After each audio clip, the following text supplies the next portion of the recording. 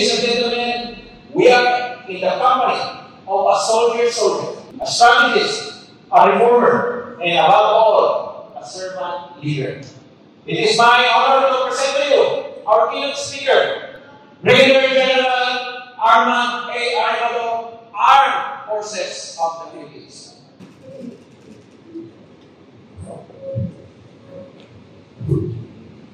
Maraming salamat po.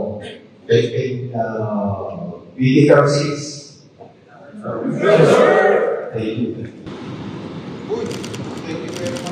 Military Command Philippine Army to proceed in front to the forces of the Philippines and the President of the First Philippine Republic.